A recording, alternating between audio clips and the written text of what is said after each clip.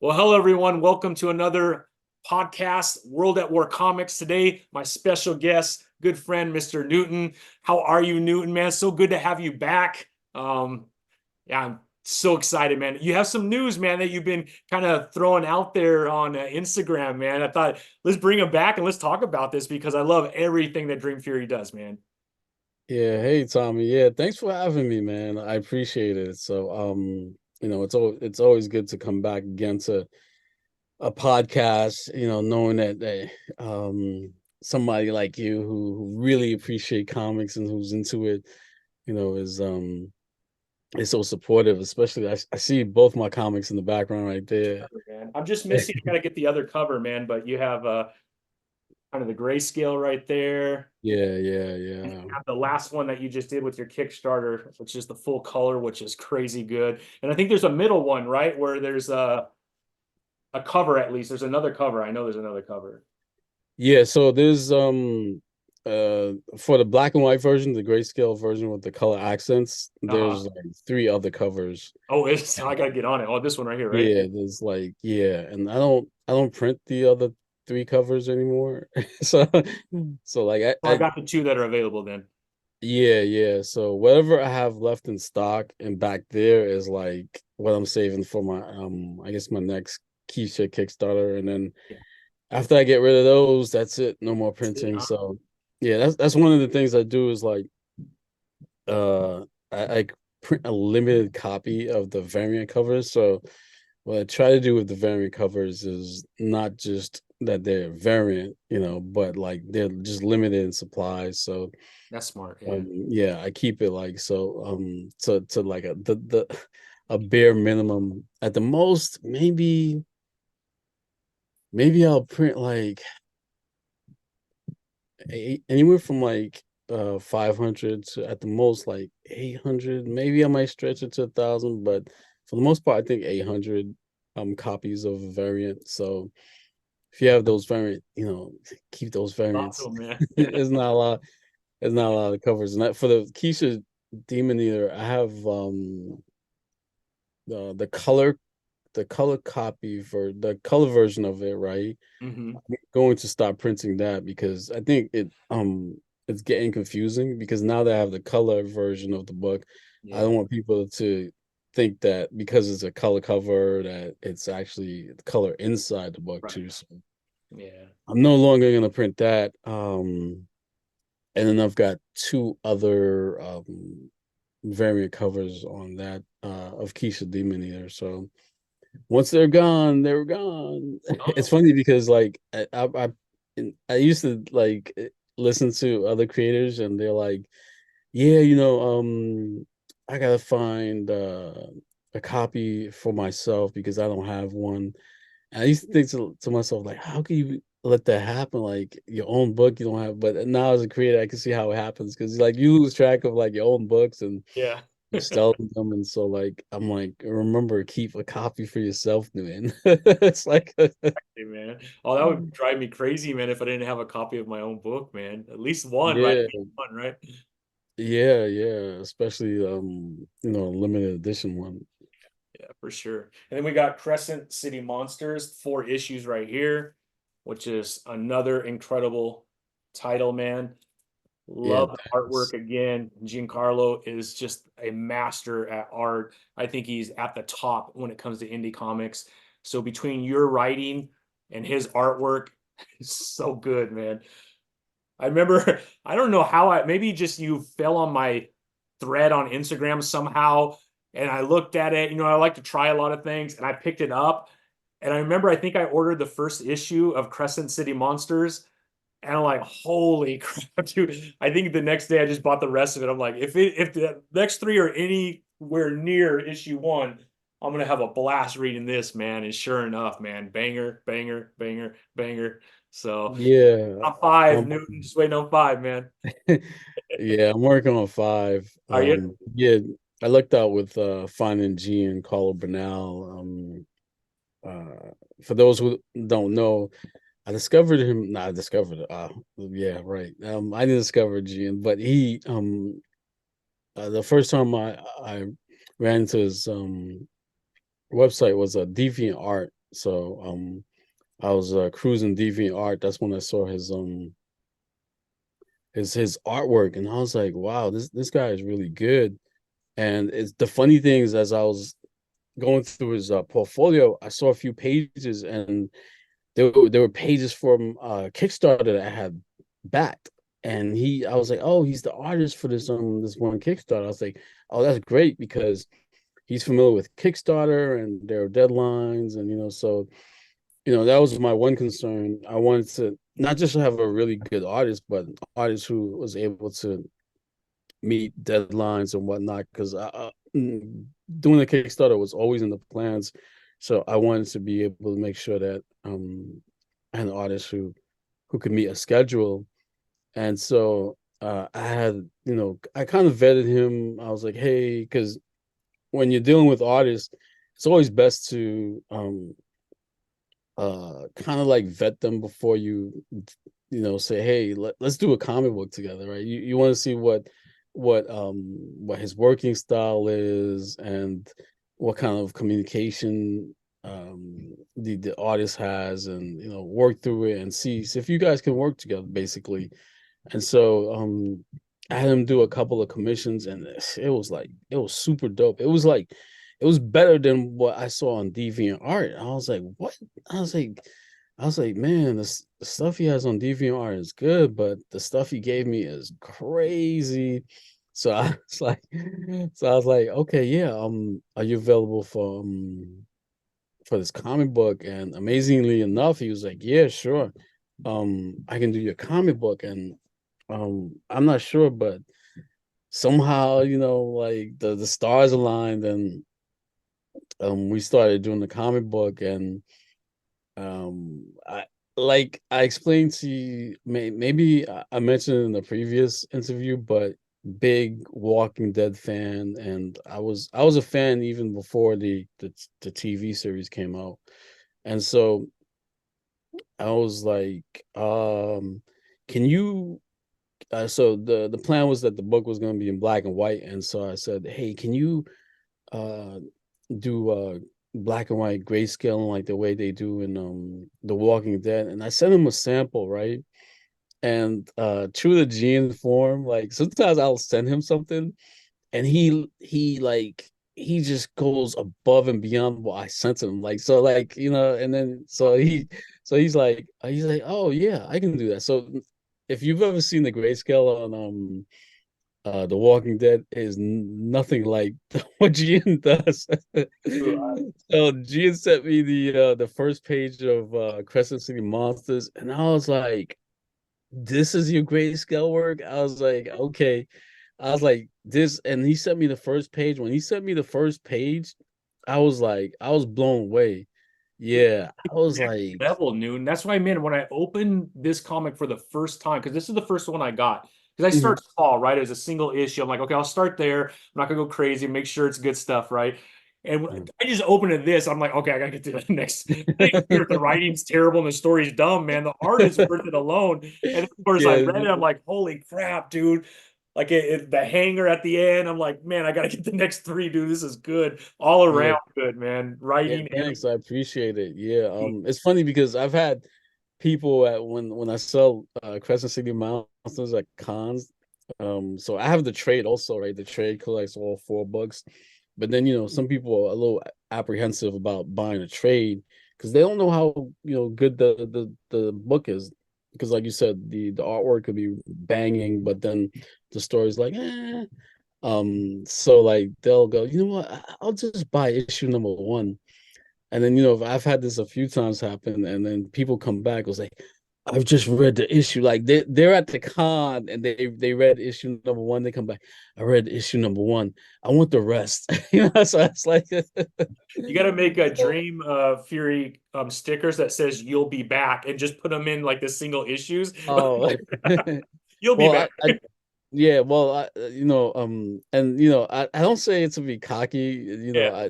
I say it as a joke, but I tell them like they'll buy the first issue, and I say, hey, look, whatever you do, if you're on a budget, don't read it here because you're gonna come back and buy the rest. It's like, And And that's since forcing them to read it, man. They're like, I'm gonna better read yeah. it before I not see this guy anymore, you know?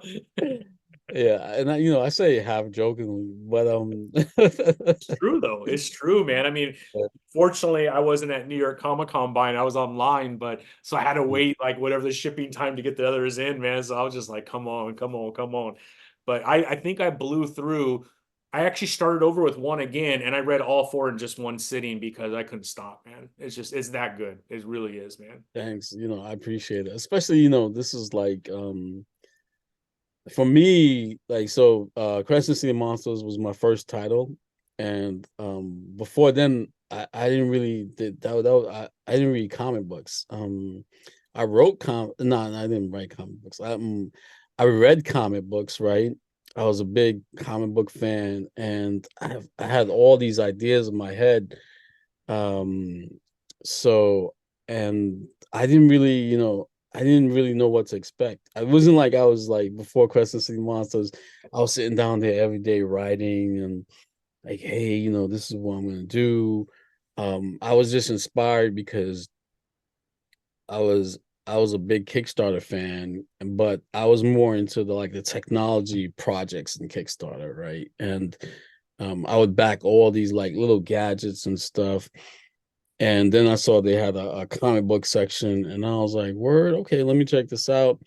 And I looked, and I was like, "Oh," I was like, "These guys are indie guys," and I was looking at some of the stuff that they were doing, and I was impressed by the quality of it. Right? I was like, "Oh, this isn't some cheesy like thing. I mean, a lot of these people are banging out some quality stuff, and they're using Kickstarter to fund their books." And I was like, maybe I should do that.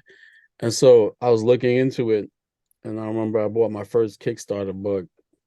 It was called Shadow Eyes. It was printed by Iron Circus Comics.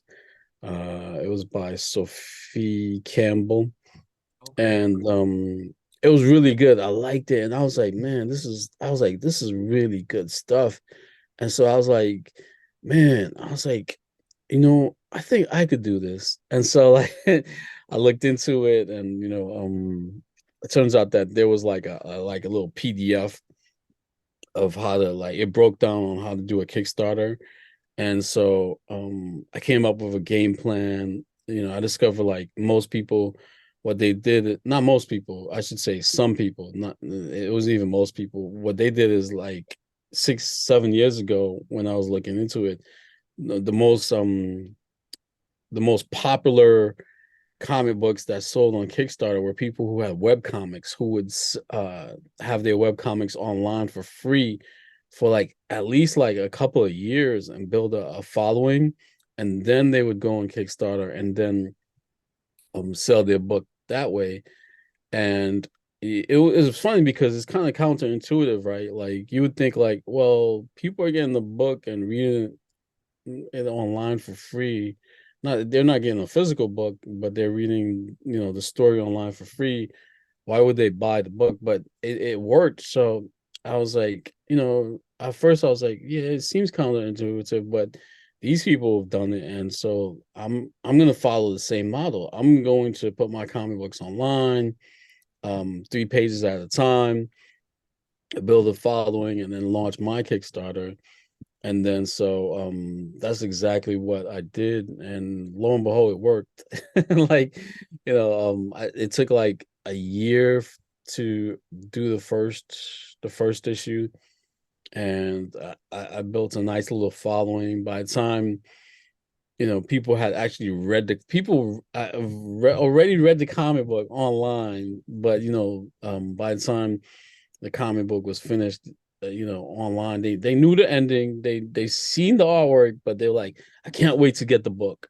So that was like okay. It was cool because it was an amazing feeling because one for first, I knew I had a really great artist, right? So I was excited about that. But like like you mentioned earlier, like the artwork is really good, and so but how's the story, right? And it was my first, like I said, Crescent City Monsters was my first title. But when I started, and it was like the first like 6 to 10 pages were online. Most of the comments were like, "Oh, the artwork is great," da, da, da, but no one would say anything about the story. So I was like, Oh no. okay, Yeah, yeah. okay. And it's like, then I'm halfway through, and then people like the artwork is great, and I like the story. So I was like, oh, okay, now people are talking about the story. Okay, that's cool. But by the time I had finished the first issue and it was completely online, people were like, wow, I really like the story. So I was like, oh, okay.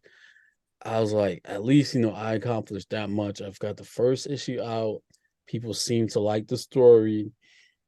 And at that time, people really liked the story, but it was like it felt like, I had a few, like maybe like, two or three what they call super fans, right?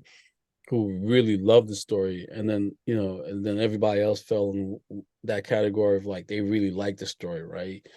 But then it wasn't until I started producing more of the issues that people like started falling like a little bit more into that, like, hey, I really like the story.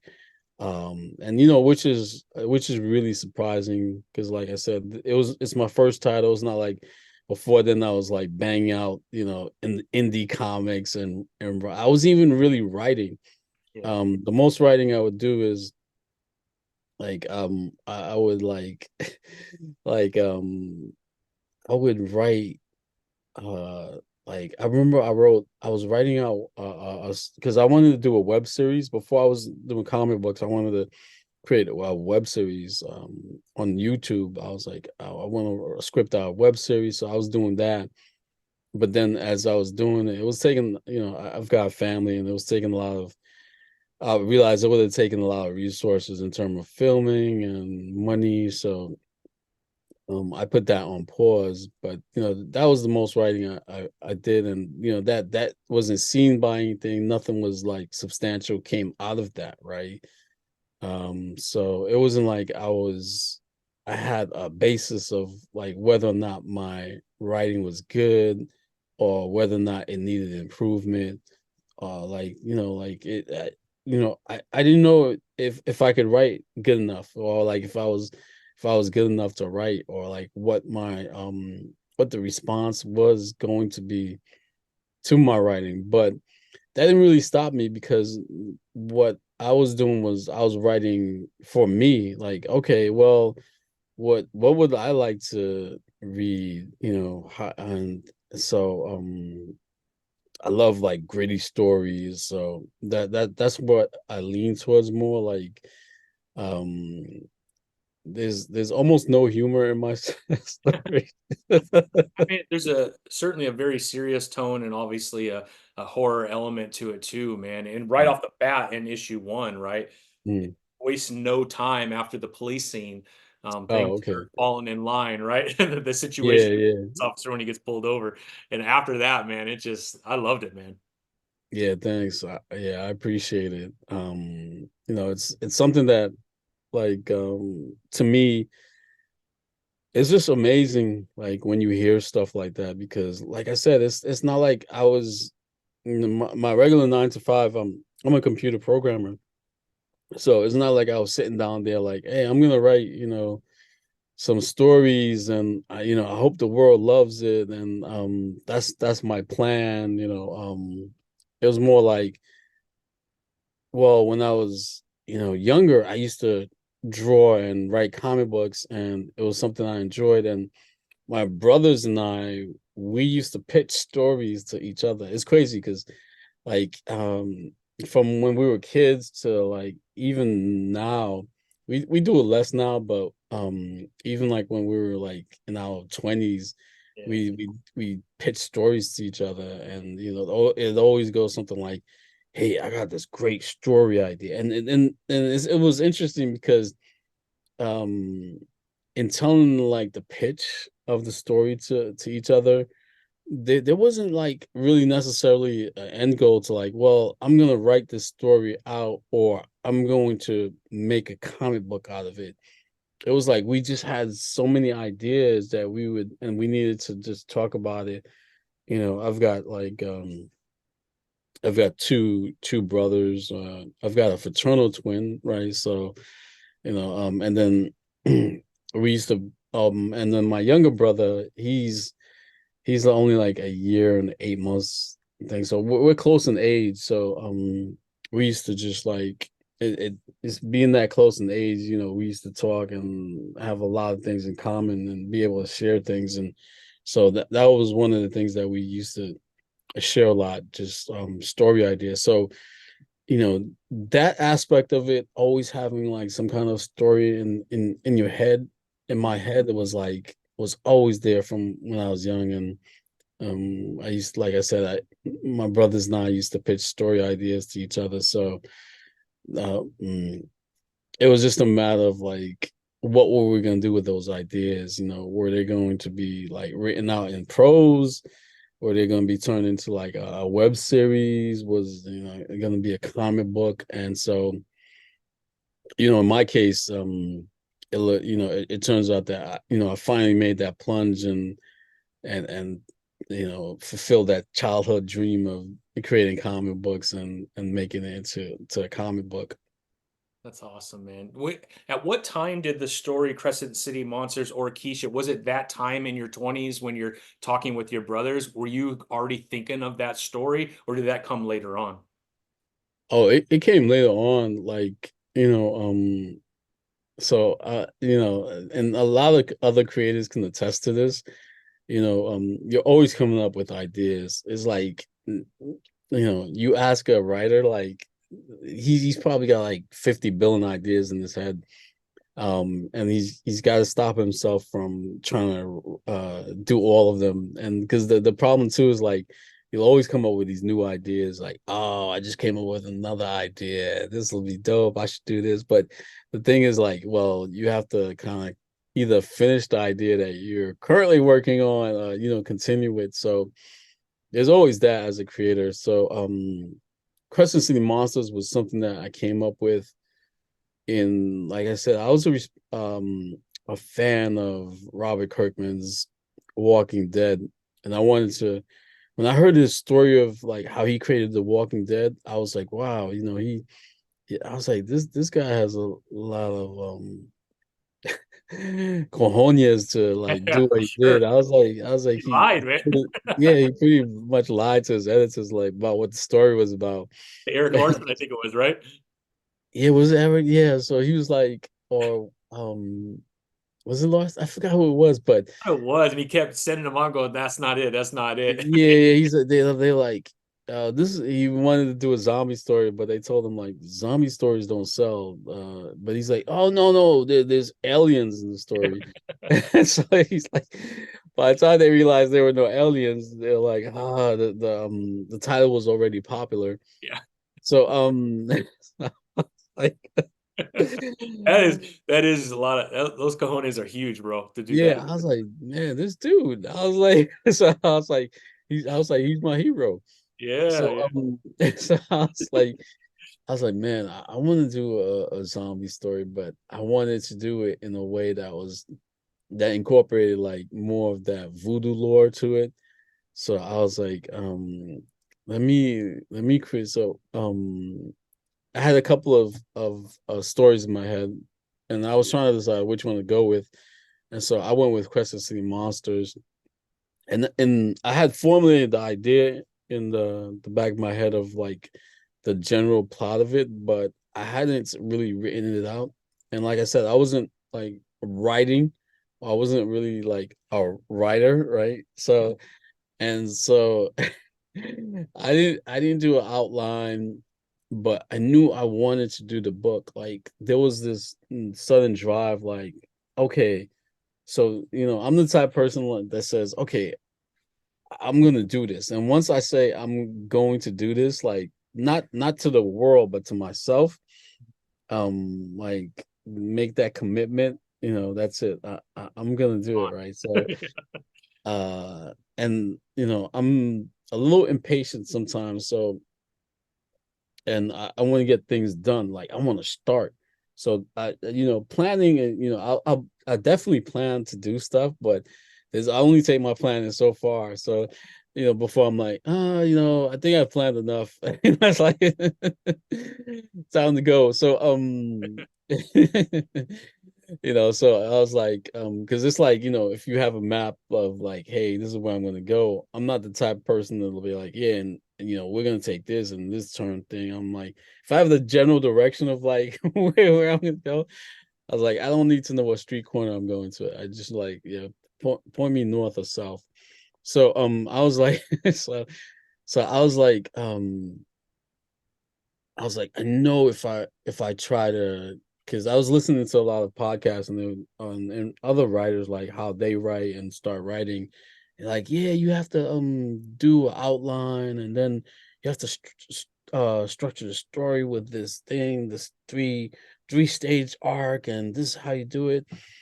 And I was listening to them and I was like,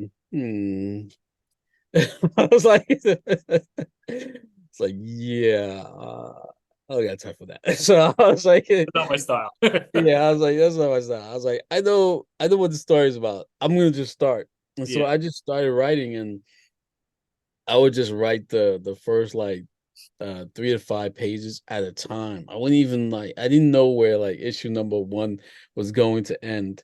And I was like, I remember as I'm writing, I'm just coming up with stuff like, oh, this will be good. Yeah. Oh, you know what? This will be good.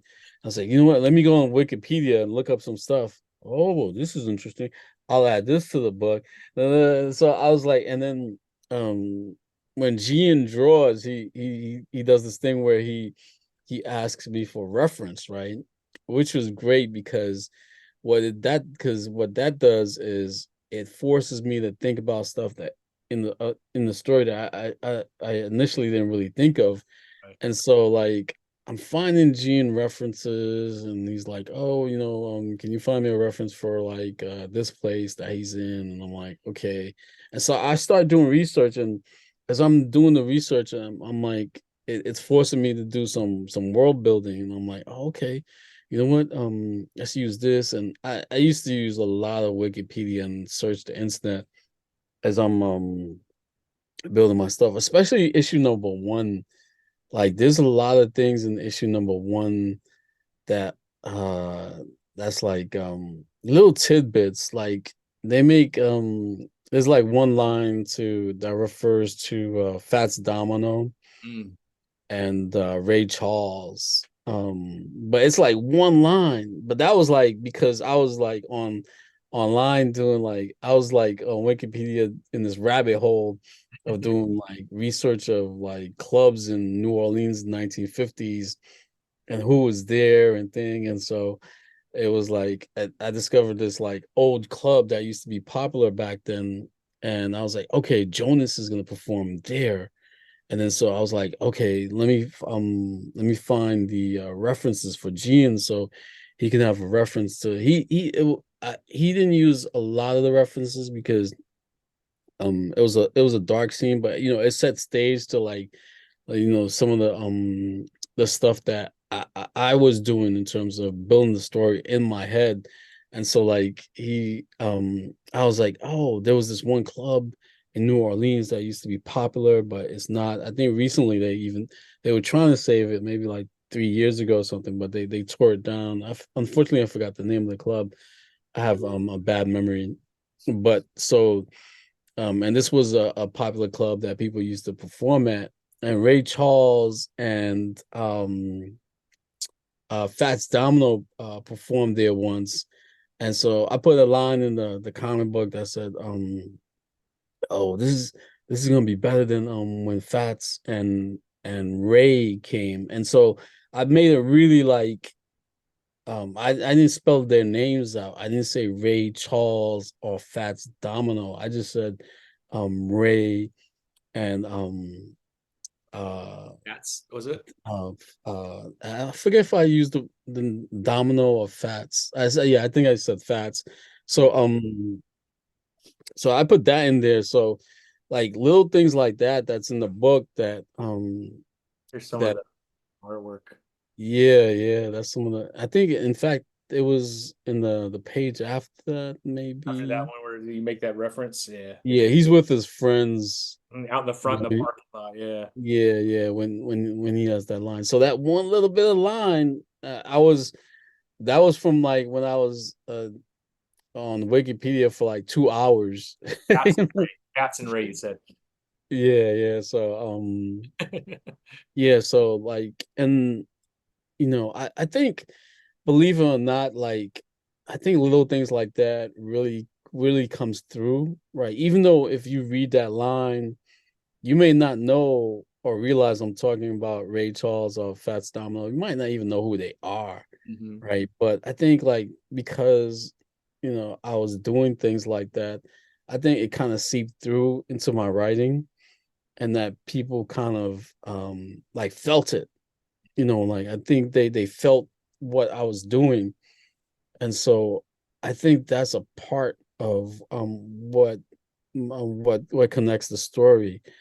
And it's interesting because that feel is like, I wonder like how that happens, because to me it's mind-boggling, because I think it's almost like, it feels like it's almost like a mental transmission, because those are just like words that you put together, and sometimes people don't really know what I'm what I did, or to or why I put it there. But I think just because the way the words are put together, I'm not sure if I'm being too abstract or too out there. Oh You no, know. I think those cultural references really kind of paint the picture, Mm, specifically the time that this takes place, right?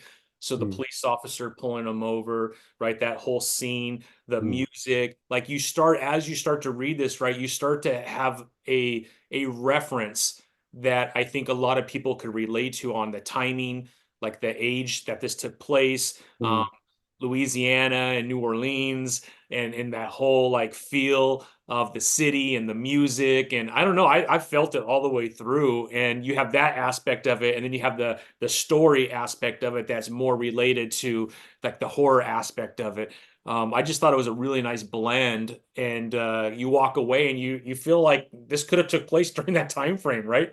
And I think that's a good thing as a reader to be able to walk away from a comic like that.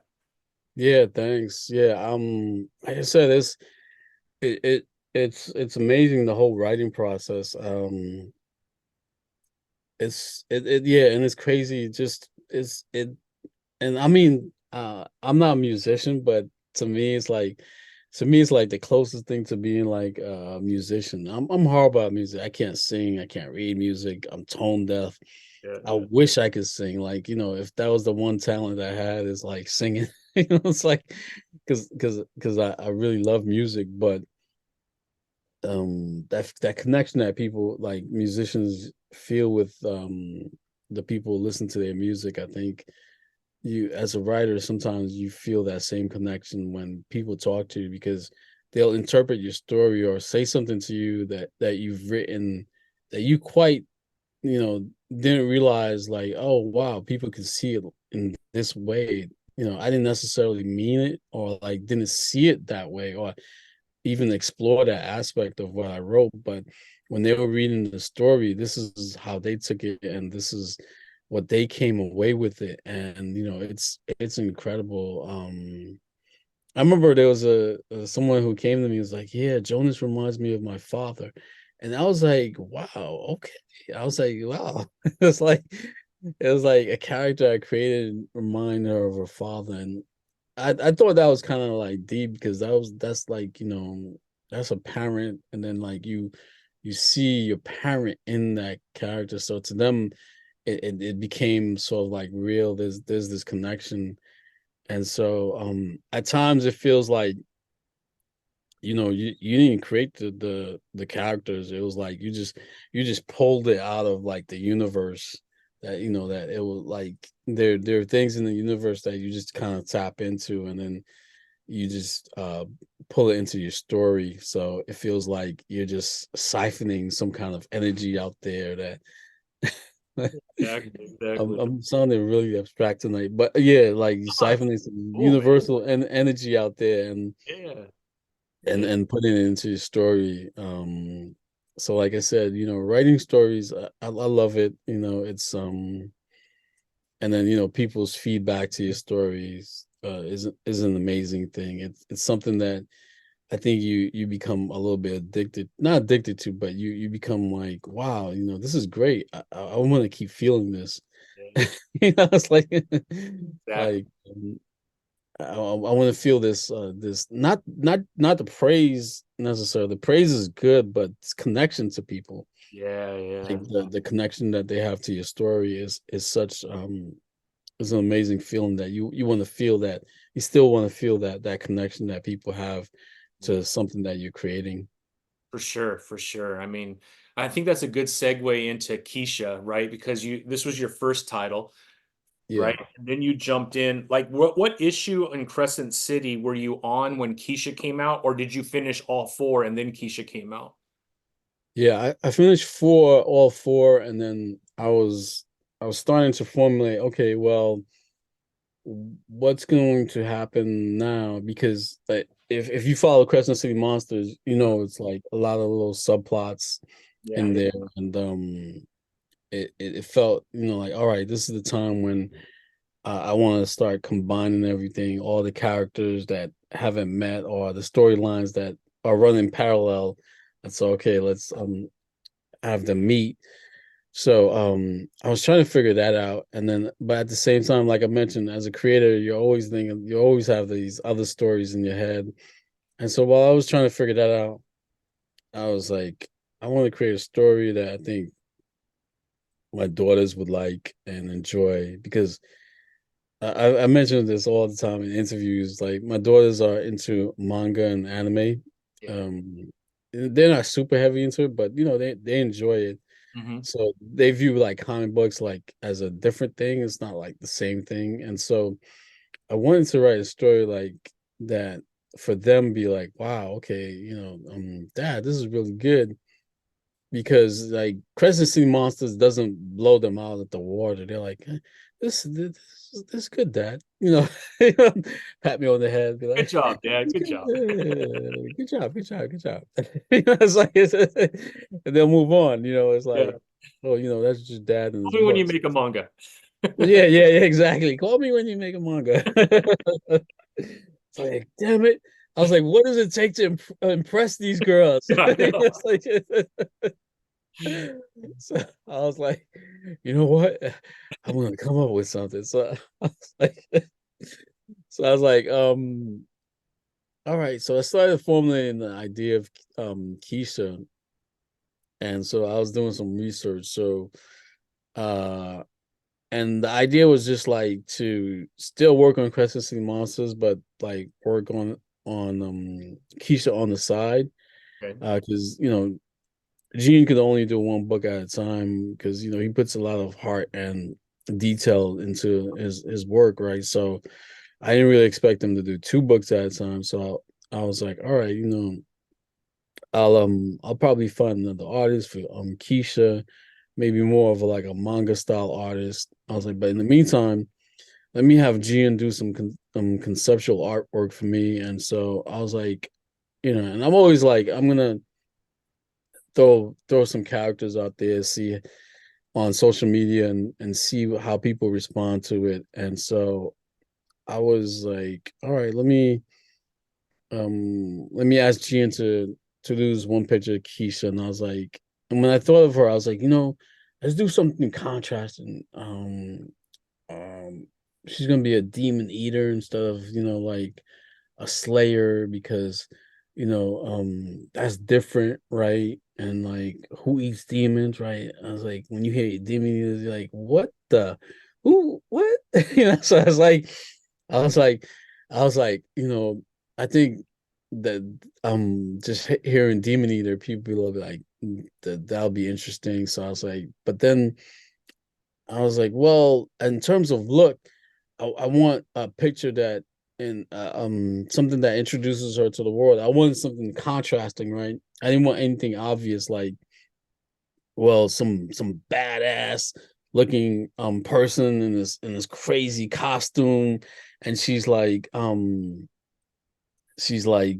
eating this demon, And so I said, you know what? Let's have her something the opposite of like what you would expect out of a demon eater, right? So I was like, oh, schoolgirl uniform, that works because it's like you think about like that's like an innocent Yeah. um like Catholic schoolgirl kind of thing.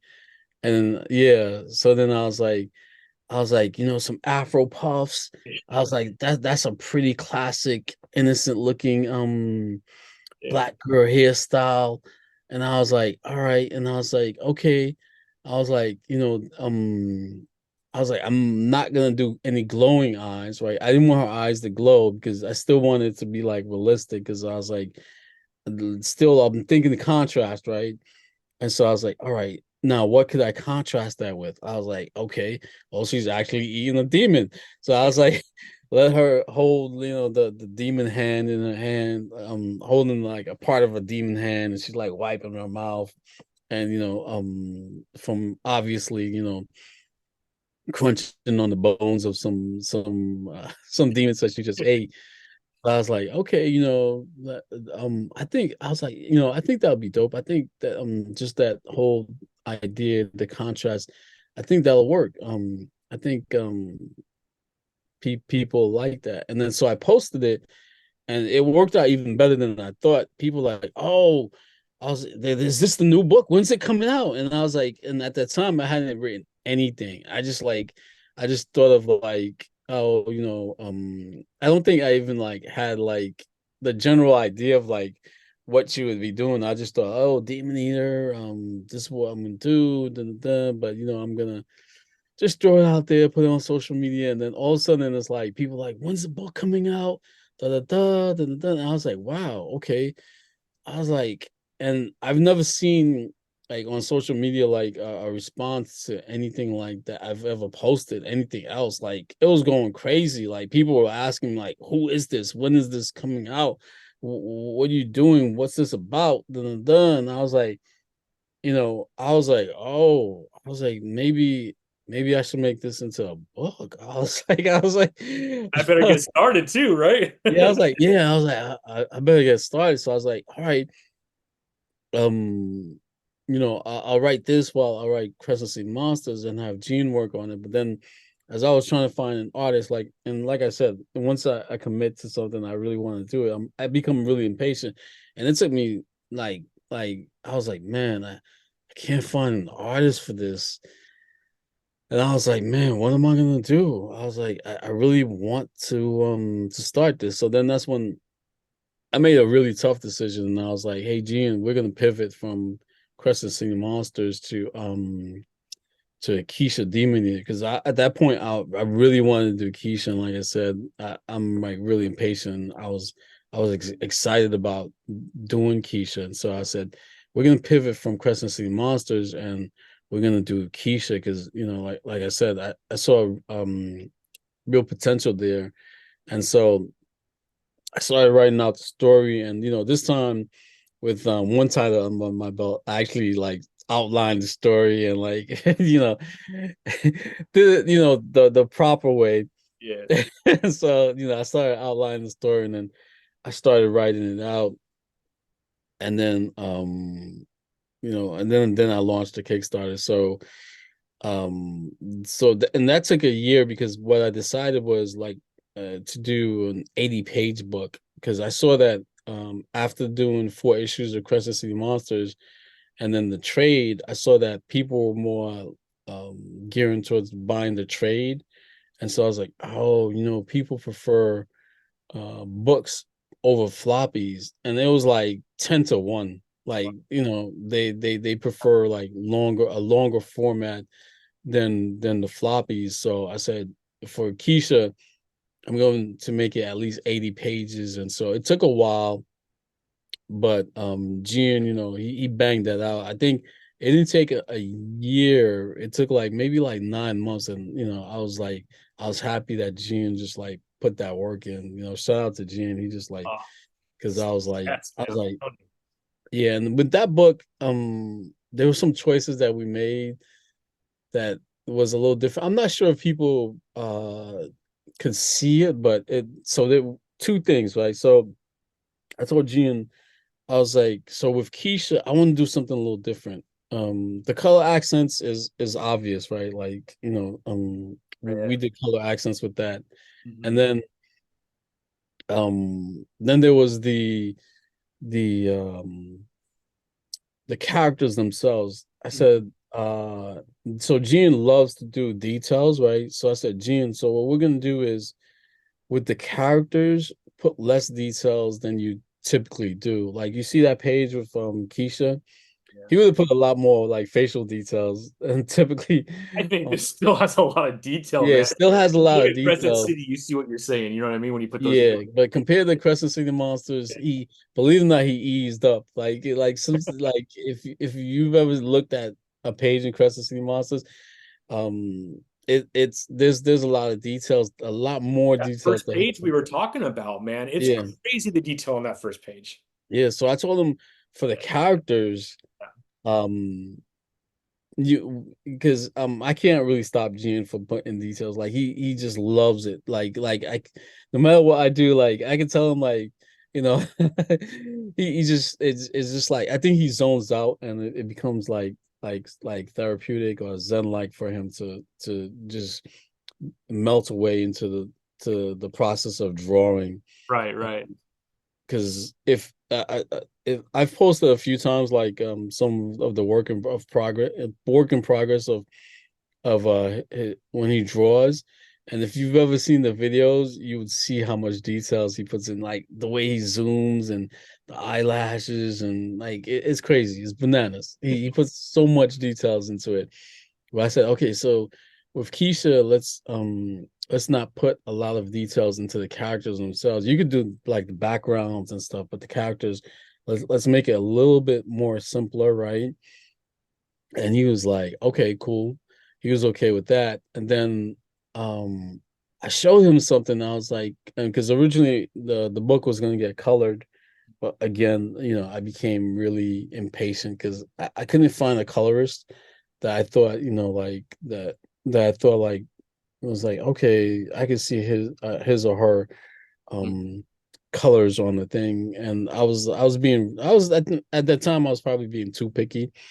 So I was like, I just couldn't find the colors that I felt like, okay, maybe because I was thinking more like popping colors and so I couldn't really figure out like what I wanted to do with the colors anyway. So I was just like, okay, we're gonna do a black and white and we're gonna do color accents. So that should work out.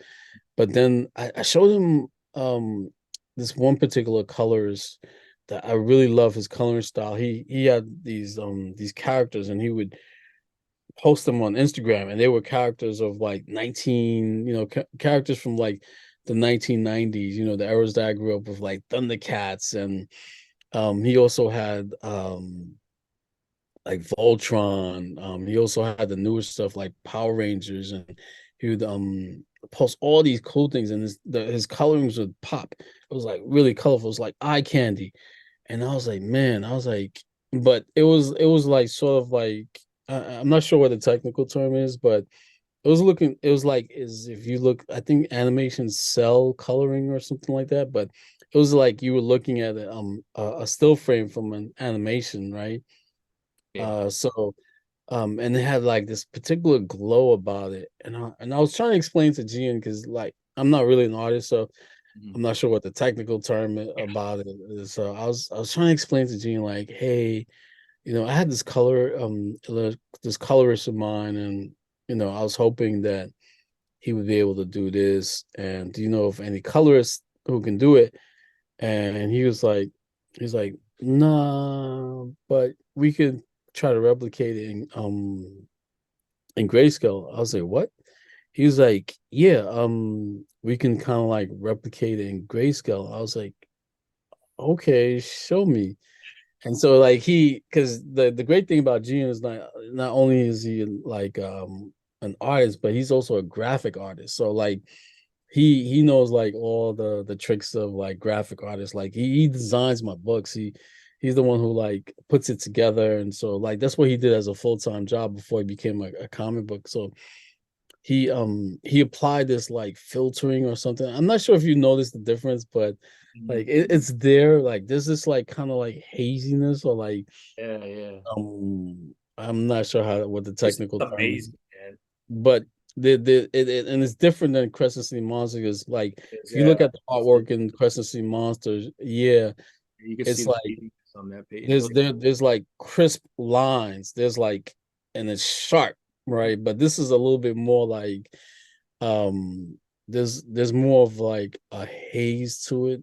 sure. Like I said, I'm not an artist, so I'm not sure what the technical term is, but Definitely different. And it really shows his skill set after you go yeah, to Crescent City and then you come to here, and it's just it blows you away that he could have that kind of diversity in the way that he does his art. It's just it blows me. That's why I think he's so amazing, man. yeah, that's like again, shout out to Gian. So yeah, I didn't it's funny, I didn't really plan on getting into that much detail about the process of the book. I hope it's Awesome. interesting to people because there's a lot of behind the scenes things that Sure.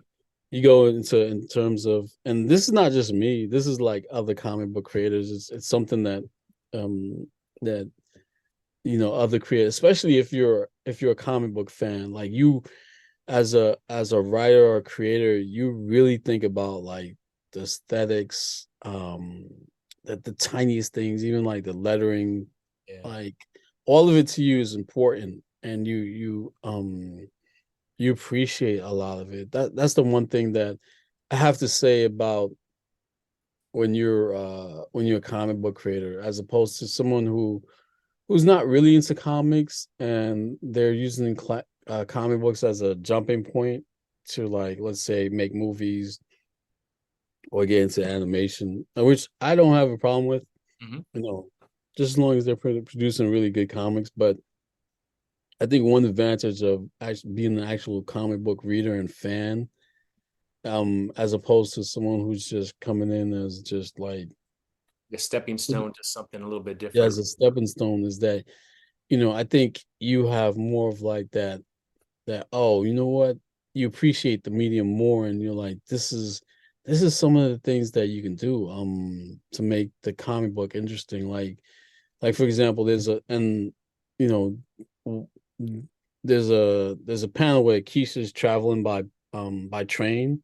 Mhm. So I'm telling Jean, like, all right, we're gonna start her here on top of the page, she's gonna be in the middle and the thing, and then she's gonna be here, so kind of give you the feeling of like she's moving. And so little things like that. And I'm not saying like I invented that technique, because I didn't. But I'm Still, just saying, like, as a comic book reader, uh that you could do things like that, or like, this is something that I can, as I'm writing the script, that it's not just the dialogue or the action. It's like all these other little things that I can be writing into the script for the artist to do, to take advantage of the sequential art. yeah, yeah. So it's things like that that I think, if you really read comics and you appreciate sequential art, and take it forward for that, like as you're writing a comic book, that you'll take into consideration and do. So yeah.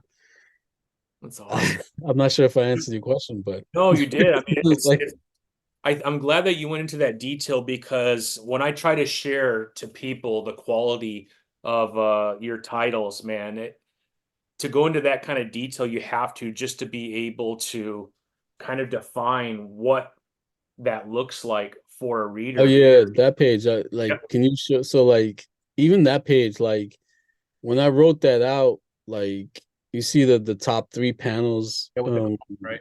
Yeah, like it's showing her sleeping, right, and it goes from like kind of a haziness to something a little bit more to clearer, right? And Yeah. I wanted to, even sometimes, like, even like you could do that, and to be honest, you could do that in one panel, right? You don't even need to do that in two panels, or three panels, I should say. But I wanted to do it in three panels because I wanted to kind of like show you her waking up, and like take advantage of it, and add little things like that into the book and stuff like that. I like writing into the book, because I it's, mean, it's, the it's haze to me, if I'm reading that, it's almost like you're dreaming. You're not awake. You're not aware of what's going on. And then yeah, as he starts to wake up, it gets clearer and clearer, which would make sense, right? When you wake up, you're the most clear when your eyes open and you can see for the yeah, first time after having a sleep, right? yeah. So that scene when she wakes up, then it's more like, and she's late. Yeah, It's more like, like it hits you more than just her like, yeah, just one panel showing that she woke up late. You know what I mean? So little things like that, that I like to do, that I enjoy about the medium. Yeah, so many aspects of sequential art, and even though I'm not an artist, I yeah, like to write into the book. So, and then I also want to give Gene's more, even a lot more credit. So like even little things like, so he puts like an aspect to that's the one thing I like about, and well, another thing I like about creating comic books is the collaborative effort, because the artist is telling their version of the story too, because it's like the movies, like you're the director and sometimes the artist is the director of photography. Like, he's the person, like the artist is in charge of where to put the camera, how to angle it based on what the director wants, like in the most dramatic effect, so it's like, I'm the director and Gene's the director of photography. So it's like, and you're working together to bring this one story and have your unique perspectives. Because like one example, and um is when I wrote the scene out for Jean, like, oh, she's running late. hmm She's in her gym outfit on the way to the dojo. yeah, And that's all I wrote, right? And then Jean, when he comes back, he colors her outfit yellow. yeah. And I was like, oh man, I was like, brilliant. This looks like a Kill Bill outfit. And then It I was is. like, Yeah, it and I is. was like, and I didn't write that into the script, right? And You so wrote it yeah, yeah. well. And so when I didn't when notice that Jean, until you said that right now, but that is definitely a Kill Bill, man. That is awesome. yeah, Kill Bill or Bruce Lee, depends on, Bruce Lee, yeah, probably yeah, more. I bet you was who, thinking more Bruce Lee, right? yeah, depending on who you're a fan of. Yeah, So both are so awesome.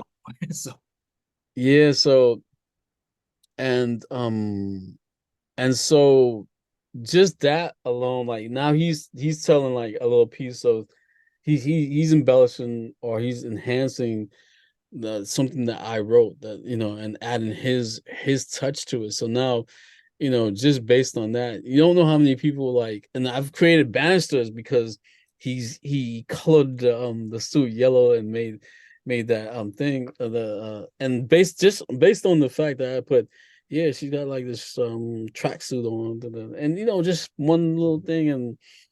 And now when I go to cons and I put the banister of her in her yellow well, suit, awesome when I see you. people were like, oh, Kill Bill, duh, duh, duh. And that was all Gian, Yeah, and because he put that little spin on it. And believe it or not, people they'll come over, and because of the banister, like, oh, what's this book about? It's like, it's so you know, attractive. yeah, As a fan, right? You go in on Wednesday and you have your titles that you always get, and sometimes it's dictated by who's the artist and who's the writer. And when you have a really good artist and a really good writer and they come together, it's a can't miss comic book, right? And we've seen some of that happening, whether it's Todd McFarlane and Greg Capullo on Spawn, right? There's all kinds of examples like that.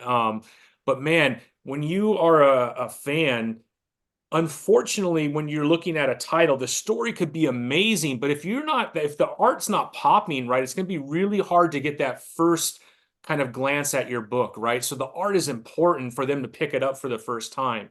Then when they read the story, that's how they come back for the next issue. right? Because we're visual people, right? So the first thing you notice is the cover. And if the cover isn't popping, man, unfortunately, right, you're not going to attract a lot of people to your comic book. And it's kind of sad because I've read comics that are amazing, but the art just wasn't there, right? Yeah, But yeah. I also am a nerd about comic books and I love really good stories, so I'm willing to read something like that because I'll still enjoy it. But I think the average fan, right, it's going to be the cover and then the art that attracts you first, and then the story second. But once they read the story, that's how they come back for the second issue and third issue and so on, right? At least that's how, I don't know if you agree with it, but that's how I see it. No, no, absolutely. Like there's been times where I started reading, somebody recommended a book to me and I started reading, I was like, man, this is a really good story, but I can't get over the artwork. I'm like struggling. I'm like, oh, I just can't do this. And, I put the comic book away. It's like, It's true, right? I mean, I tap out at page 8. I'm like, oh no, no, no, no, no, no. The story is good. It's really good, but it's the artwork is just killing the vibe. It's like, so and and for me, I'm not really like I don't really subscribe to just one particular art style, right? And I think most comic book readers are like that, or comic book fans. And I think that's one thing about credit one thing about comic book readers that I think people don't really realize, that we really are art fans. yeah, Like absolutely. the average comic book reader, and from this is from my experiences, like they're not particularly stuck on just one kind of art style. Like they appreciate everything from Frank Miller's style to Alex Ross's style, so it's not like they're like, oh, Alex Ross is the best artist out there, and if you can't draw like, if your comic book's not like Alex Ross's comic, it sucks. No, no, no, it's not even that. Like the appreciation for the different art styles and the ranges of art style is there. So I think that's one thing that um goes underappreciated as comic book readers, is like our appreciation for art.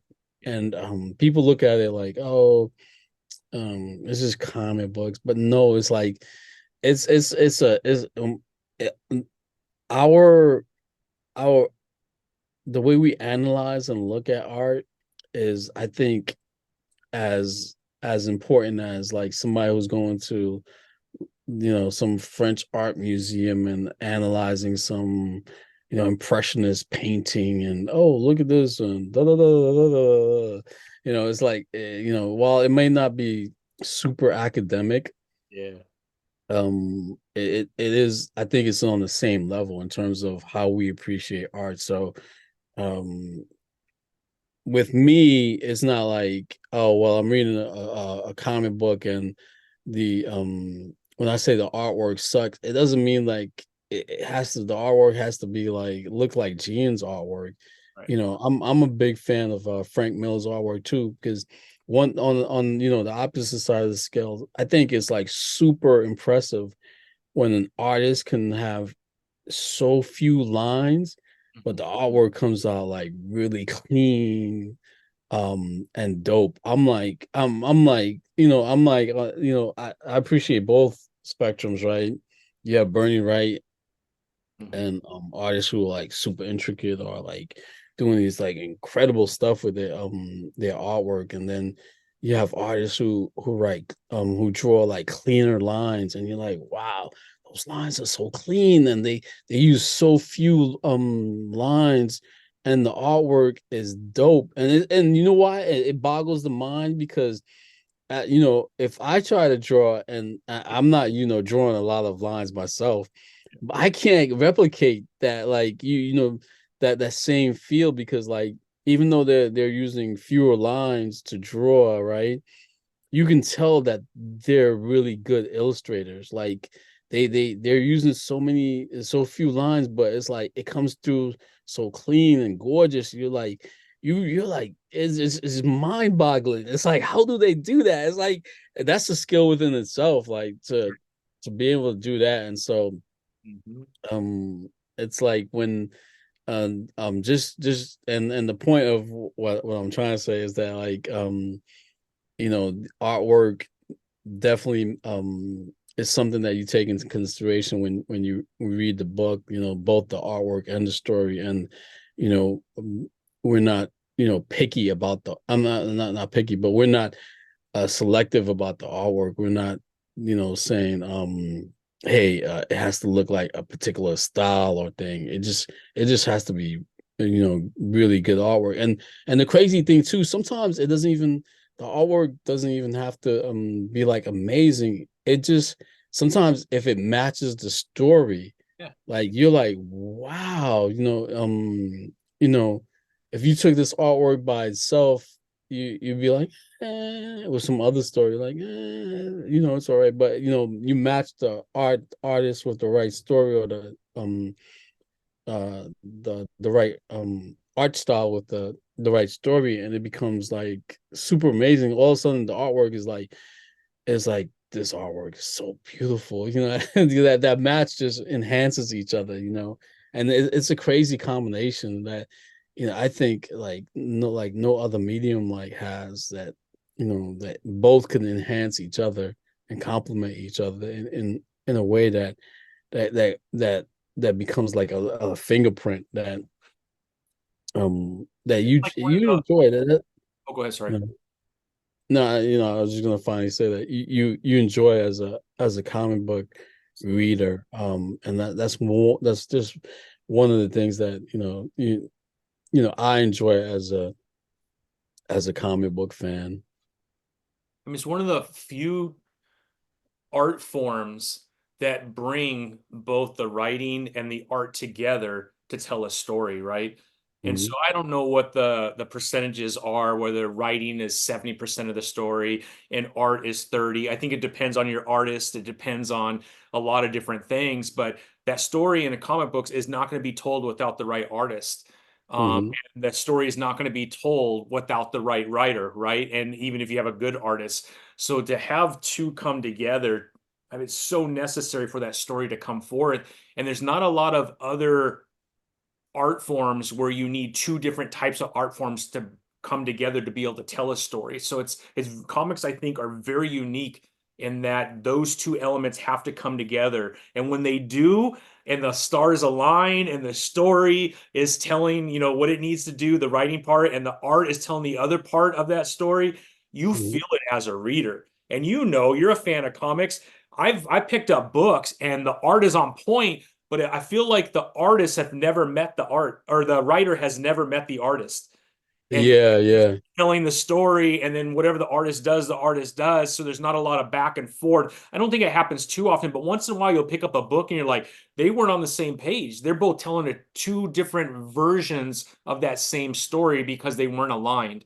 And you could tell right away. It doesn't feel good when you're reading it. It just feels like It feels like it's out of sync, it's out of yeah. sync, right? Yeah, it's like you need a tune up on your car, man. You hear the belt going, you're like, I either need deodorant on it or I need to go to the something because it doesn't sound right, right? It's running, but it doesn't sound right. So yeah, you're absolutely right, man. And when those two come together, it's just a beautiful thing. And that's where those are the comic books that I define as my favorite comic books, are when those two things come together.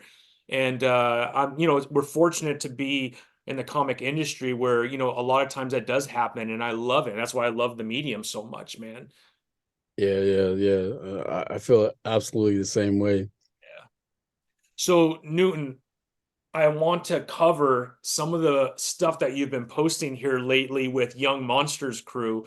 Can you kind of give us I know you've been kind of giving us snippets of some of the characters. I don't know how much you want to reveal, but if you could just tell us whatever you're able to kind of tell about that. How did Young Monsters crew come about? Is it part of the same universe and just another aspect of it, and eventually they'll all come together? Like, just from the snippet, I feel like this is like the Avengers that you're putting together, like a young Avengers. I don't know if that I got the right feeling after just like one or two pictures. Yeah, so before I even start, because I know people are like gonna be upset at me. Don't say anything But that you're not ready to say, man. It's no, not okay. not in terms of spoilers, but Okay. they're gonna be like, oh, this guy started another title without it's like We'll say that, man. I think people are yeah, excited when you have a title, yeah, bro. no, I mean, yeah, for the most part, I think people are excited about it, but I just want people to be patient, right? Yeah. Um, what I'm doing is I'm building a world, right? And so to answer part of your question is that it's going to be an interconnected world, right? And this is going to be an interconnected world of supernatural beings. So instead of just heroes, right? It's gonna be monsters, right? So we're gonna have Crescent City Monsters, right? Which is in the same world as Kisha Demon Eater, which will be in the same world as Young Monster Crew. So we're gonna have like so the plan is to have like these three titles all in one world, right? And eventually the characters will be like interacting with each other. Characters in Crescent City Monsters will be interacting with characters in Young Monster Crew. There may be even a small like Kisha appearance in Young Monster Crew. She would be perfect in Young Monster Crew, right?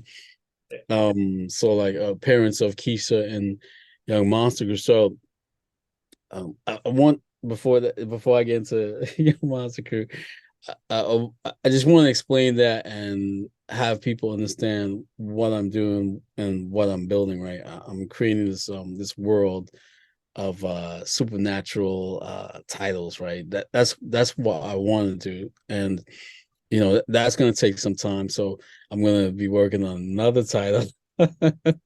So hopefully I can work in I can work in parallel. I think I should be able to find an artist to work on Young Monster Crew while Gian works on either Kisha or Demon Eater.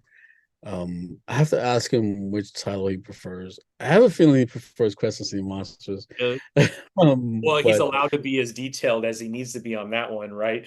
Because you were yeah, asking yeah, him yeah. back a little bit. I feel like he wants to be super detailed. So Yeah. It's like, I felt constrained in Keisha.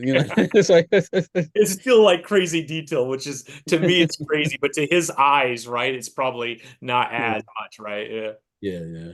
But I'm just joking. I'm not sure. But I think because Gian loves drawing monsters, I think he's probably going to lean towards Crescent City Monsters. But we'll see. Anyway, we'll see how that goes. So, with that said, Young Monster Crew. So the reason I wanted to create Young Monster Crew is because I wanted to actually create a story that incorporated the classic monsters of the day. Because at just maybe in October 2023, of last year, I was like, you know what? Let me watch some of the classic movies. Like, so I went back and I was watching Dracula.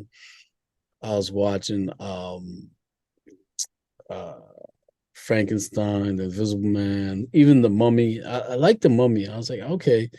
I Yeah. was like, yeah, I like The Mummy, and I was like, I can see where it was interesting because I've never watched the old Mummy, the Mhm. Universal Mummy, and so it was interesting to be like, oh, the remake with Brandon Fraser, right?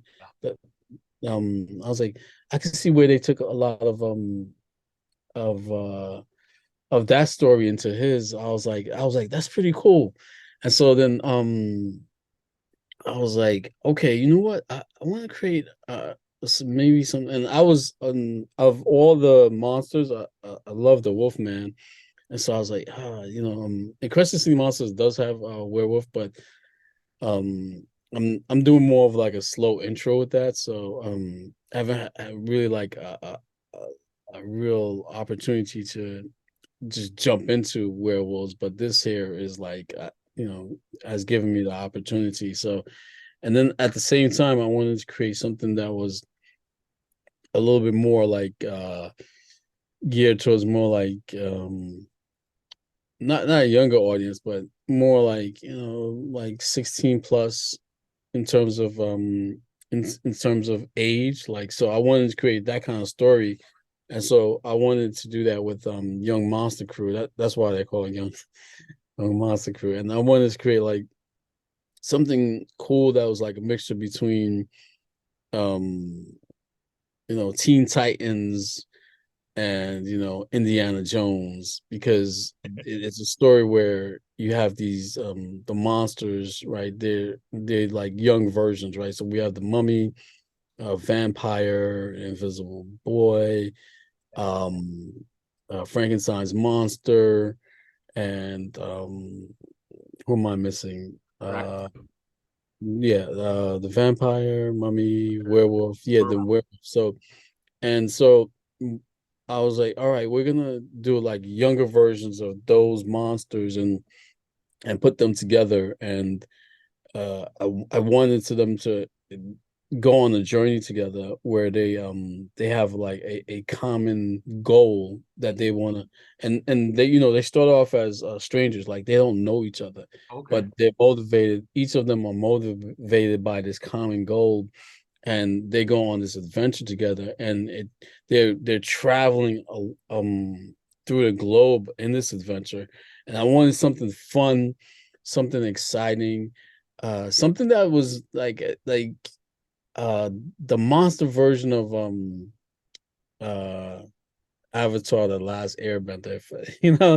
Like something like that. You know how Aang goes around Yep. visit different worlds and different adventures, and they do all this thing. I wanted something that broad where they're hopping from country to country, trying to find these particular magic artifacts, and the artifacts actually helps them, is the motivation as to why they come together to be to as a group to to um to do this one particular thing. I don't want to give too much away just Oh no, yet. don't do it. I want to be surprised by it too, my friend. I do want to be Yeah, surprised. and it's still still in early development. Like I just posted like I did a redesign of one of the characters, No, I the saw that. Yeah. vampire. Yeah, yeah. And that happens sometimes. Yeah. Like in fact, there was this one time I had Gene write like a whole scene, like 4 or 5 pages of Crescent City Monsters, and I was like, you know what, this doesn't fit. And so we just like removed that because the characters like didn't fit. So I'm still fleshing that out.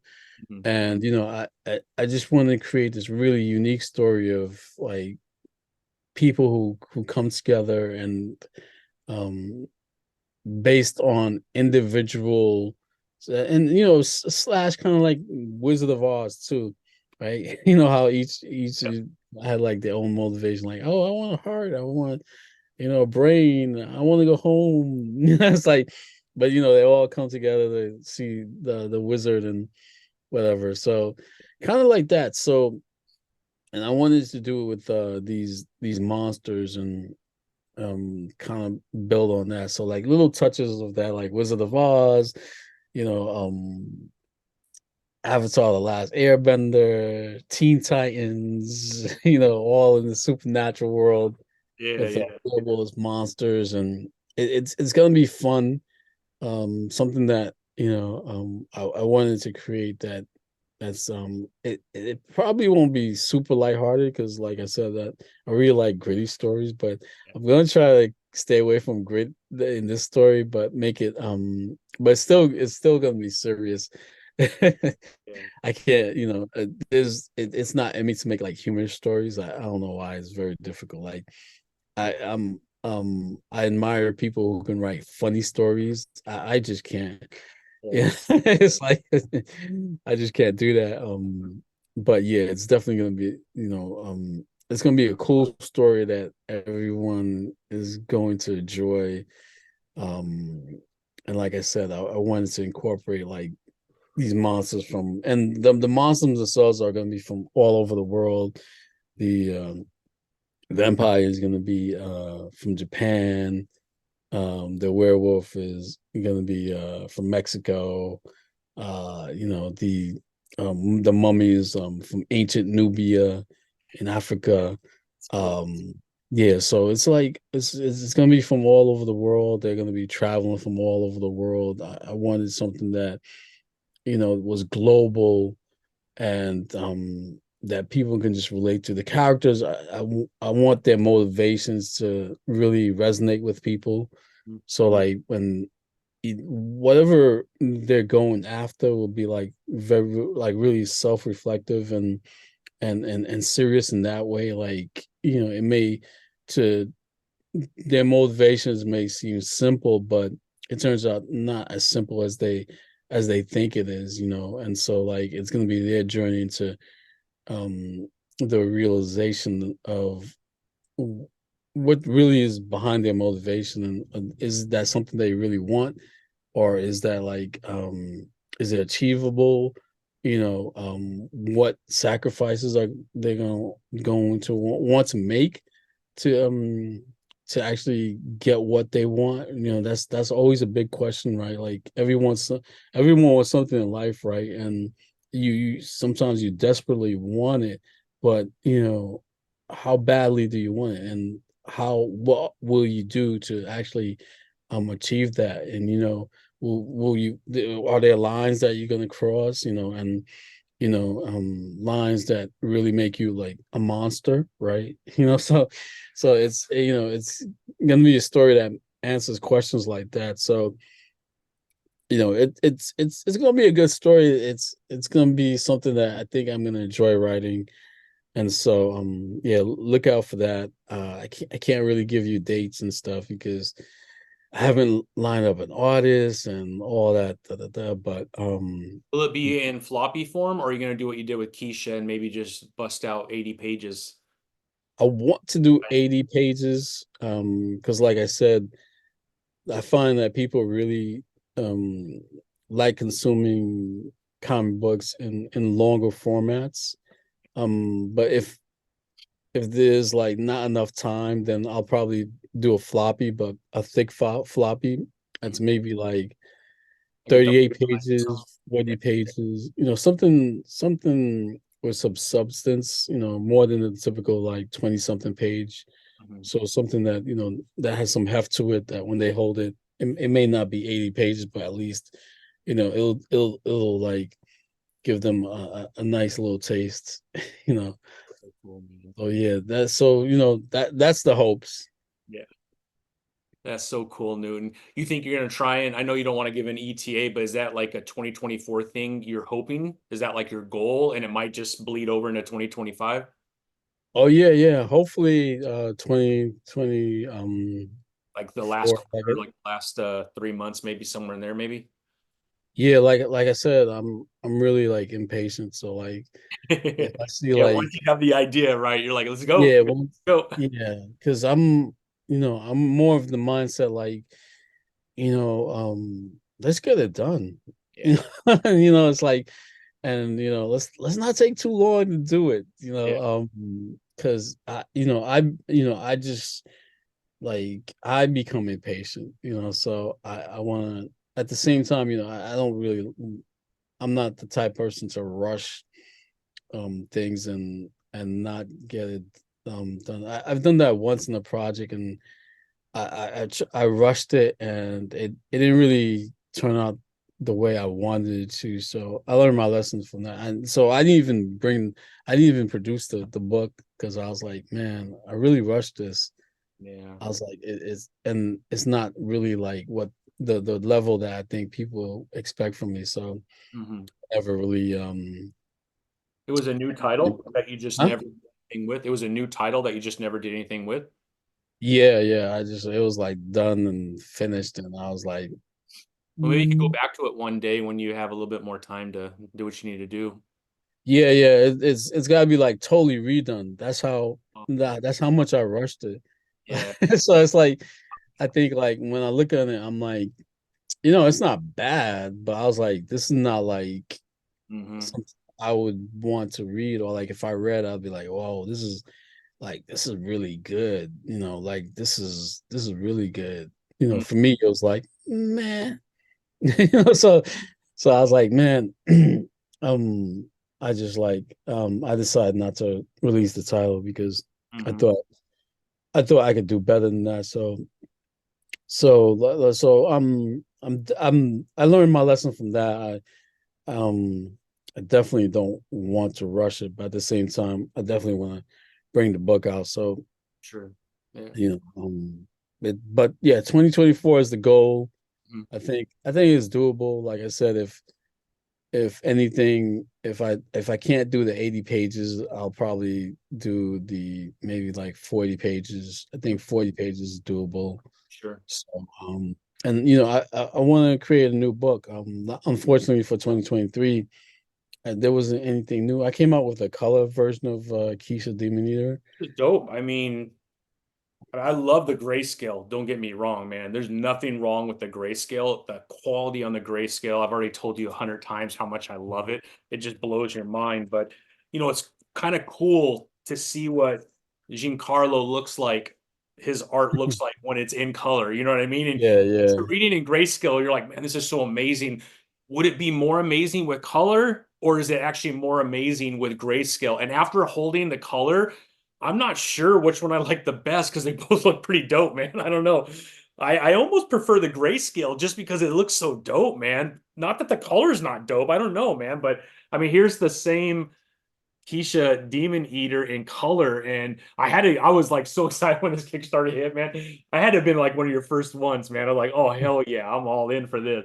And I love it, man. I reread it in color and I loved it, man. But something about Nice. that style and grayscale, it's different than other grayscales that I've ever read in comics. Because there's a Mhm, lot of grayscale out there, but mhm, it's just the level of grayscale and then the accent on just like certain things that make that page or that panel more memorable, whether it's blood from a demon as she's eating, or if it's her tracksuit, or like there's a little bit of blue, if I remember, in here somewhere too. yeah. Yeah, Gian chose all the colors. I didn't. I don't think there's any color in there that I chose. Like Gian did all Look at the this. the colors. Look at that Yeah, purple. Man. That's yeah, crazy. he did that. Gian decided on the purple. Like I didn't. Just You mind blowing, man. Just like there's few artists that, and I love a lot of artists, but like Jorge Jimenez that does Batman, dude, he Yeah, does yeah. stuff next Oh, level good with the detail. And I'm telling you, I would put Giancarlo with him at yeah, that. yeah. He's that good. Yeah, he definitely can, stand up there with the top of the top in Marvel and DC. Easy, man. Um, He's better than a lot of artists right now in Marvel and DC. You have like Dan Mora, who is just like high level. You have Jorge, high level. Um, like Kari Andrews on Spider-Man, high level, and Gene Carlo's right up there with them, man. oh yeah, That yeah. good, man. He just Yeah, blows me away, dude. yeah, I keep saying it, and I'm always gonna keep saying it. I'm just fortunate that I get to work with such a great artist. Yeah. It's like wow, how did this happen to me? It's like it really is amazing. Well, your Yeah, writing skill and his artwork, like I said, when those two come together, man, like this, it felt like a floppy. I blew through this, man. I'm like, holy, you can't stop, man. You just can't stop.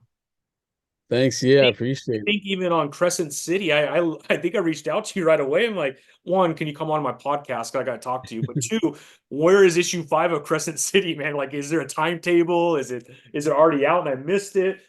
Man, it's dope, dude. Yeah, one of the My things I'm pride gonna and do joy with right here, Newton, man. I keep these really nice in my box over there. uh I love yeah, I these see things. you've got your own red sticker on it too. I was like, What's that?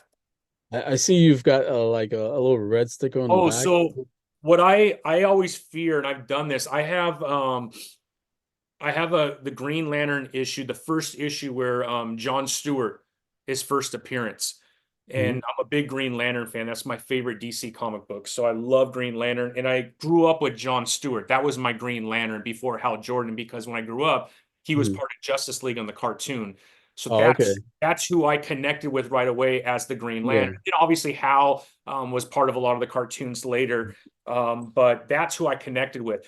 I had bought it online and it had Scotch tape. And as I was pulling, I was trying to be real Oh, careful. And I hate when Scotch tape is used, and I was pulling it Yeah. out of those old like Bronze Age comics in the Yeah. paper. It hit just a little piece, and it was stuck, and I'm just like freaking out. So I Oh, was trying to peel it, and oh. it peeled a little piece off. So what I use is, I don't know if you've ever seen these like in Walmart or Target. Yeah, Little, yeah, and people will use them for like garage sales, and they'll put like the dollar amount yeah. on it. Well, you could put it on a cover and it won't hurt it, and it keeps it the back on here. So I only use these. Like I have a pack here, and that's all I use. I won't use Oh, Scotch tape. that's a good idea because they're not super sticky like tape. You No, they're know. sticky enough to where it'll hold it, and it doesn't Yeah, come yeah, off, but it's not too sticky to where it's gonna ruin it. And so I'm yeah. just like, I'm so careful with that now, man. It freaks Well, me out. that's I think I'm gonna start doing that too because you can color code it too. Now I think about it. You could write little pieces of information on it. Like, wow. Absolutely, yeah. Yeah, I even have like a one of those machines that does the stickers where you could write on there. So I'll have on my comics like first appearance of John Stewart, and I'll put it on the outside, and first appearance of oh, and that way oh, I okay. keep it all in there. That way, if I want to look at it, I know exactly which one it is, you know? Okay, yeah. Yeah. Wow. No, those are some great tips I got tonight, There you man. go, man. But this is a lifesaver. I did a video on YouTube one time, like stop using Scotch tape, ban Scotch tape from comic books Yeah, yeah. because, man, one bad mistake and you're gonna ruin your comic book. Use these, man, because you could just grab one of these, put it on there, and pull it right off. It won't hurt your comic at all. You know what? That's what I'm gonna do now. Like, so I have an online shop, and of course, and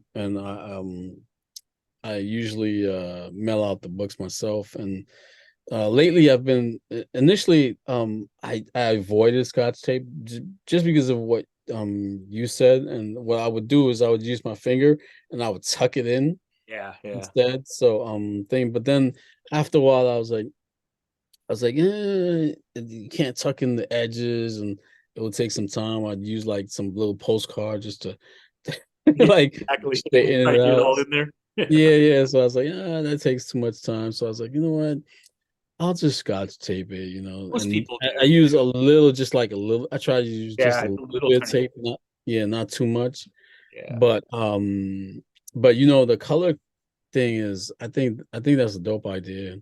Yeah, and I, then you could get in all when- kinds of colors. You get the fluorescent, they have like a brown, black, and like a beige. So there's all kinds of colors. And yeah, you could color coordinate based on, whatever you're trying to do with your comics, whether it's bronze versus silver, or if it's a certain artist, like all my Mark Wade is going to be this color. Yeah, you could go on all kinds of different routes like that, man.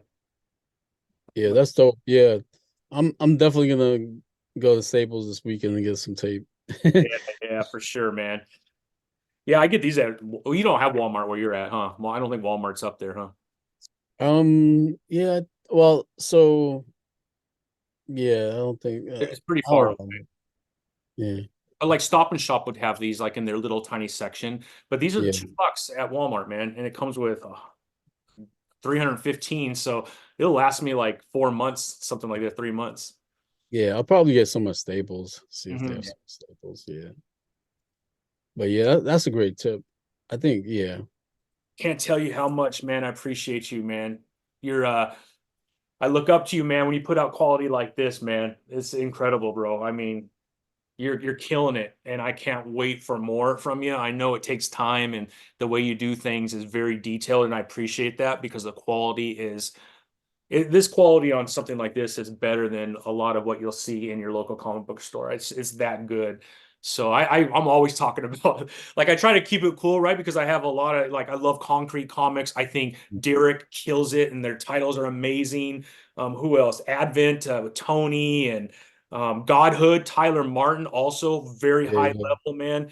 And you're at the top, man. You're up there with all these guys, man. You Thanks, I all. appreciate it. Yeah, I even like for Kisha that I use this thing called soft touch. So Yeah, like so you can when feel you it. touch, yeah, when you touch the book, the first time I printed a book with soft touch, I was like, "Whoa, this feels so So good. good." I was like, "My books I'm are so going to careful have though. soft Like I'm touch." trying to read in the cracks because I don't want to bend it at all. Yeah, yeah, yeah. But yeah, I appreciate being on this show, Tommy, and you're always showing me so much love, and you know, um, uh, I can't say thank you enough for all the support that you've shown. So yeah, I look forward to coming back on the show whenever you have me. You know, Anytime, man. It's an open door for you, Newton. Anytime, man. yeah, thanks. I appreciate it. And this it's crazy because with this interview, I felt like I was talking more than answering questions. It's I like like- that, man. I like that, man. It's just I don't know, man. I mean, I think when I first met you, right, there's a lot of questions that we want to get out, but now, man, there's just like, what are you doing and how are you doing it? And yeah, that freedom just to kind of share your mindset behind it. I think it could be very helpful to new creators too, because everyone has their own style and it's good to listen to different people and how they do things and then kind of get a blend of how they do things and make it your own, you know? Yeah, yeah. You know what? I'm glad you said that. I think that's why I guess I was talking the way I was because I've already been on your show, so it feels like just saying the same things I said like the way I started is, kind of thing was just kind of repeating myself. They could watch the first show for that. So I guess maybe in the back of my mind I was thinking like this will be a good opportunity to kind of just share my thoughts, my ideas, you know. Yeah. Oh, I definitely came across, man, and I always learn a lot when I talk to you, man. And yeah, man, as I try to make my comics, man, I look up to you and I I was like, if I could get anywhere near the quality of a Newton, man, I'm gonna be all right, man, because you're at the top, man. You're at the peak of the mountain, my friend, when it comes to indie. Yeah, thanks. I appreciate it. It's funny because I feel like I'm just getting started. I look up to my hero, Scott Snyder, James Tinrin, um, Robert Kirkman, and all those guys and whose writing, I really, admire. And I'm like, I feel like, that's where I want to go to. And I feel like I have like so much more and to do in terms of getting there that, once I take it to the next level, that it's gonna be even more like I want to blow people's minds. You know what I mean? I want them to read my books and go like, what the fuck? It's like kind of like, not in terms of like No, I know exactly what you're saying because I had that yeah. experience after reading issue one, and I was back on the internet, man, going to Dream Favorite Comics to get the rest of them, man. Yeah, yeah. So yeah, that's my goal. I just want to keep creating and Hmm. connecting with people, creating stories that connect with people and making stories that I enjoy too. That's really important to me. Yeah. Like stories that I know that I would read. That's my lighthouse. That's what I use to navigate the rough waters of the writing process. Exactly. Well, man, I can't tell you how much I appreciate you, Newton. And man, I hope we could do this again soon. Like I said, anytime you want to come on, even if we just talk comics and the process or whatever you want to talk about, man, you're always welcome to come on, man. I love talking with you, and I appreciate you joining me, man, on a Friday night. I'm sure you got family stuff that you probably had planned doing, man, but I appreciate you spending time with me. Yeah, yeah. Thanks for having me on. Yeah, I'm probably gonna go upstairs and watch some TV with There the you go, man. family. Oh, It's man. still 8 o'clock, so we got time. Yeah, yeah. Well, I appreciate it, man. Thank you so much, Newton. Anytime you're on, or want to come on, just let me know, okay? Yeah, thanks. All All right, right. guys. Peace. See you later, Newton.